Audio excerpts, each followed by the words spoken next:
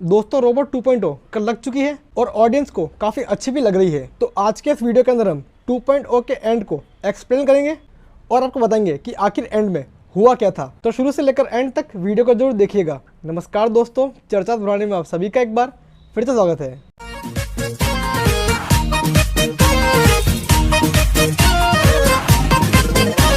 दोस्तों वीडियो को शुरू करने से पहले आप सभी को एक वार्निंग दे दूं कि इस वीडियो के अंदर आपको कई सारे स्पॉयलर्स मिल सकते हैं। तो अगर आपने मूवी नहीं देखी है तो प्लीज़ आप इस वीडियो को यहीं पर बंद कर दीजिएगा। दोस्तों मूवी के अंदर हमको बताया जाता है कि इस दुनिया के अंदर 4 तरह की फोर्स होती है। पहली वीक इंट्रैक्शन, दूसरी स्ट्रॉन्ग इंट्रैक्शन, तीसरी ग्रेविटी और चौथी इलेक्ट्रोमैग्नेटिक। और इन चारों ही फोर्सेस से मोबाइल फ़ोन्स नहीं उड़ सकते हैं।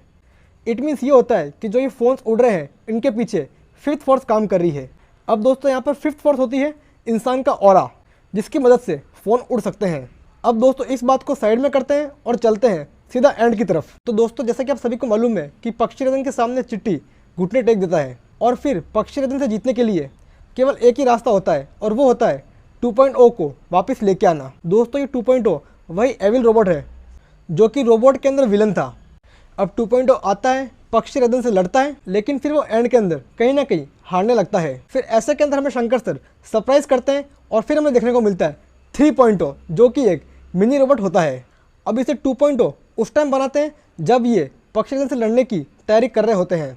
पक्षीरदन को हराने के लिए 3.0 उसका ही हथकंडा अपनाता है। वो साफ तौर से कहता है कि अगर आप इंसानों को मारोगे तो साथ में पक्षी भी मरेंगे, क्योंकि 3.0 की एंट्री ही होती है कबूतर पर। वो कई सारे कबूतर उस मैदान के अंदर लेके आ जाते हैं। इस बात से पक्षीरदन डर जाते हैं। फिर इसके बाद 2.0 और 3.0 पक्षीरदन के ऑरा को उस पुराने ओल्ड रिसर्च सेंटर के वहाँ लेके जाते हैं, जहाँ पर इन्हें न्यूट्रल करने की प्रोसेस शुरू होती है। इसके बाद एक बड़ा धमाका होता है जिसे देखकर लगता है कि पक्षीरदन खत्म हो चुका है। उसके बाद सीधा हॉस्पिटल का सीन देखने को मिलता है, जहाँ पर रजनीकांत पक्षियों के हित की बात करता है और फिर तू ही रे गाना शुरू होता है। यहाँ तक जितने लोगों ने मूवी देखी है वो सभी सोच रहे होंगे कि मूवी काफ़ी सिंपल थी, मूवी का एंड काफ़ी सिंपल था, लेकिन जो लोग एंड के गाने तक बैठे थे उनका माइंड जरूर चकरा गया होगा, क्योंकि इस मूवी के अंदर हमें एक पोस्ट क्रेडिट सीन भी देखने को मिलता है। जी हाँ दोस्तों, ऐसा इंडियन हिस्ट्री में पहली बार हुआ है कि अक्सर हम मार्वल और डीसी की मूवीज़ के अंदर देखते हैं। दोस्तों ये पोस्ट क्रेडिट सीन इतना पावरफुल, इतना ज़बरदस्त था कि इसने मूवी की एंडिंग को एक सस्पेंस बना दिया।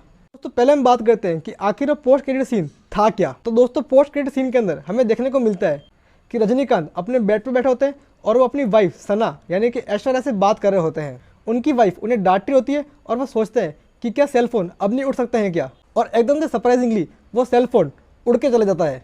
उस सेलफोन के अंदर फोटो दिखाई पड़ती है 3.0 की, जो कहते हैं कि आई एम योर ग्रैंडसन। उसके बाद वसीकरण का एक लुक हमें देखने को मिलता है और मूवी होती है दी एंड। अब दोस्तों इस पोस्ट क्रेडिट सीन से एंड को एक्सप्लेन करने के लिए मेरे पास 3 थ्योरियाँ हैं। अब इन तीनों थ्योरी में से कोई एक थ्योरी सच हो सकती है या फिर ऐसा भी हो सकता है कि ये तीनों ही थ्योरियाँ गलत हो।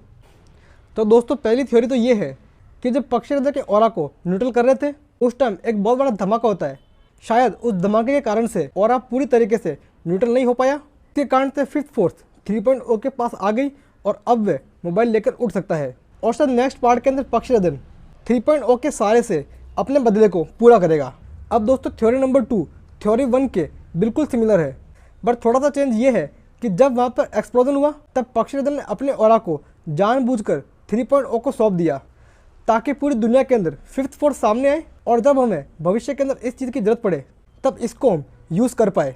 क्योंकि देखा जाए तो बेसिकली पक्षीरदन एक बुरा आदमी नहीं था, वो एक अच्छा आदमी था और शायद उसने सोचा हो कि फिफ्थ फोर्स को हम दुनिया की भलाई के लिए भी यूज़ कर सकते हैं। अब दोस्तों थर्ड थ्योरी ये है, दोस्तों आप सभी को पता है कि 2.0 एक बहुत ही शाती रोबोट था। शायद उसने 3.0 को इसलिए बनाया होगा ताकि फ्यूचर के अंदर वो भी जिंदा हो सके, क्योंकि अगर हम गौर करें तो 2.0 और 3.0 के कॉन्फ़िगरेशन, यहाँ तक कि 3.0 का MPU भी 2.0 से डिफरेंट था। तो ऐसा हो सकता है कि शायद 2.0 ने वहाँ पर जानबूझ के एक्सप्लोजन किया हो और फिफ्थ फोर्स को हासिल करने के लिए 3.0 ने पक्षीरदन के ऑरा का सहारा लिया हो। वेल दोस्तों इसकी चौथी थ्योरी नंबर 2 और 3 को मिलाकर बना सकते हैं कि पक्षीरदन ने अपना ऑरा इसलिए दिया ताकि फिफ्थ फोर्स का यूज़ दुनिया के अच्छे कामों के अंदर किया जा सके, लेकिन 3.0 की नीयत बदल गई और उसने इसे गलत काम के अंदर यूज़ कर लिया। अब दोस्तों कुछ भी हुआ हो ये बात तो पक्की है, वो 3.0 और फिफ्थ फोर्स को एक्सपांड करेगा। वेल दोस्तों इस तरीके का एंड इंडियन सिनेमा के लिए काफ़ी नया है और शायद यही है इंडियन सिनेमा के अंदर बदलाव की एक नई शुरुआत। तो दोस्तों आज के इस वीडियो में इतना ही। उम्मीद करता हूँ कि आपको ये वीडियो अच्छा लगा होगा, तो इसे लाइक कीजिए, शेयर कीजिए, चैनल को सब्सक्राइब कीजिए। आपको वीडियो कैसा लगा और आपके एंडिंग की थ्योरी क्या है वो मुझे कमेंट्स के अंदर जरूर बताइएगा। दोस्तों फिलहाल के इस वीडियो में इतना ही, फिर मिलेंगे किसी और वीडियो के साथ। टिल देन गुड बाय, खमा गणी, हैव अ गुड डे।